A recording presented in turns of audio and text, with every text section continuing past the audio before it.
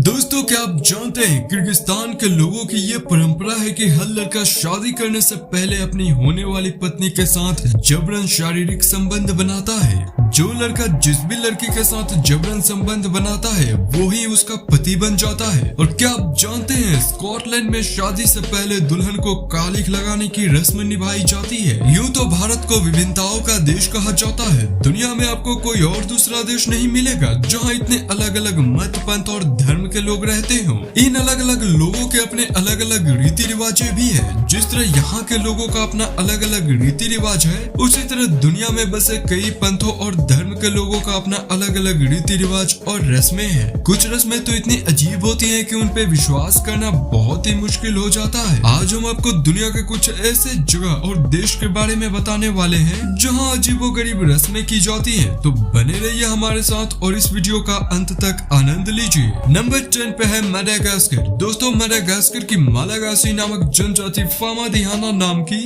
एक अजीब सी रस्म करते हैं। मालागासी ये रस्म हर 7 साल पे करते हैं। इस रस्म में वे अपने पूर्वजों के शव को निकालकर उसको नए कपड़े में लपेटते हैं, फिर संगीत के बीच कब्र के चारों तरफ नाचते हैं। मालागासी ऐसा मानते हैं कि ऐसा करने से उनके पूर्वज उन्हें सुखी और संपन्न रहने का आशीर्वाद देते हैं। नंबर 9 पे है साउथ कोरिया। इस देश में शादी से पहले दूल्हे के तलों पर मारकर एक अजीब सी रस्म निभाई जाती है। इस रस्म में दूल्हे को जमीन पे लिटाने के बाद उसके पैरों को रस्सी से बांधकर उसके तलों पर गन्ने से मारा जाता है। दोस्तों के साथ साथ रिश्तेदार भी बारी बारी से आकर दूल्हे के तलों पर गन्ने से मारते हैं। वैसे हम आपको बता दें, साउथ कोरिया में गन्ने को फलाका कहा जाता है। नंबर 8 पे है इंडोनेशिया। दोस्तों, मान लीजिए कि आपकी नई नई शादी हुई हो और आपसे कहा जाए कि अब आपको 3 दिनों तक बाथरूम नहीं जाना है, तो सोचिए आप उस समय क्या कीजिएगा।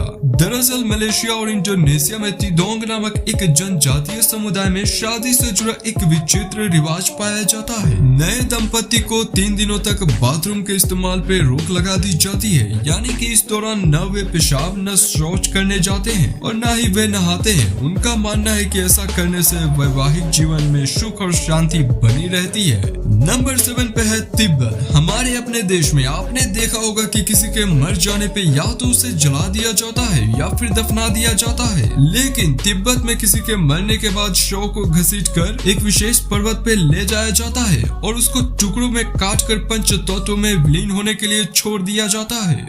बौद्ध धर्म का पालन करने वाले यहाँ के लोगों का मानना है कि मृत्यु के बाद व्यक्ति का शरीर किसी काम का नहीं रहता, इसलिए बेहतर है कि इसे जानवरों को भोजन बनाकर दयालुता का धर्म निभाया जा सके।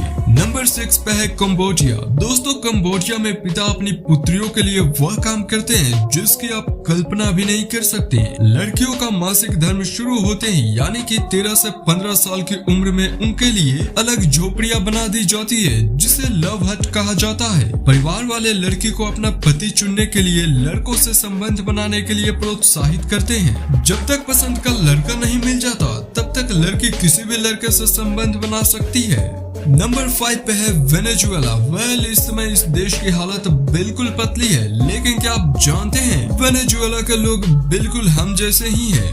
एक तरफ हम लोग हैं जहाँ कहीं भी समय पर नहीं पहुँचते, वहीं वेनेजुएला में समय पर पहुँचना असभ्य माना जाता है और निर्धारित समय से कम 15 मिनट बाद पहुँचने की सलाह दी जाती है। वेनेजुएला में समय पर पहुँचने वाले लोगों और मेहमानों को लालची समझा जाता है। नंबर 4 पे है रोम। क्या आपने कभी किसी व्यक्ति को किसी मरे हुए इंसान को खाना खिलाते हुए देखा है? जाहिर सी बात है आपने नहीं देखा होगा, लेकिन क्या आप जानते हैं रोम के लोग अपने मरे हुए रिश्तेदारों को हर साल खाना खिलाते हैं। कब्र में एक पाइप लगी होती है और रिश्तेदार उसी पाइप से खाना डालते हैं कब्र में। नंबर 3 पे है मोल्डोवा। अगर आप इस देश का नाम पहली बार सुन रहे हैं तो हम आपको बतला दें, मोल्डोवा एक यूरोपीय देश है। इस देश में एक बहुत ही अजीबोगरीब परंपरा मनाई जाती है जिसका नाम है ब्राइड किडनैपिंग, यानी कि दुल्हन को अगवा करना। इस परंपरा में लड़का जिस भी लड़की से शादी करना चाहता है उसे किडनैप कर लेता है और अगर वह लड़का 2-3 दिनों तक लड़की को कैद में रखने में सफल हो जाता है तो वह लड़की आधिकारिक रूप से उस लड़के की बीवी बन जाती है। नंबर 2 पे है अफ्रीका। केन्या और तंजानिया के मसाई जनजाति के लोगों में एक ऐसा रिवाज चला रहा है जो सभी सुनने वाले को अजीब जरूर लगेगा, पर इन लोगों के लिए ये एक आम बात है। दरअसल इस जनजाति के लोग एक दूसरे का अभिवादन करने के लिए एक दूसरे के ऊपर थूकते हैं और अपने से बड़ों से हाथ मिलाने से पहले उनके हाथों में थूकते हैं, जो कि बड़ों के प्रति सम्मान को दर्शाता है। इतना ही नहीं, ये लोग छोटे बच्चों पर भी थूकते हैं। तो अगर कभी आपका इस जनजाति के लोगों से मिलना हुआ तो जरा सोच समझ कर ही हाथ मिलाइएगा। लास्ट नंबर 1 पे है हमारा अपना देश भारत। दोस्तों, बात जब परंपराओं और रीति रिवाजों की हो रही हो और उसमें भारत का नाम ना हो, ऐसा हो नहीं सकता।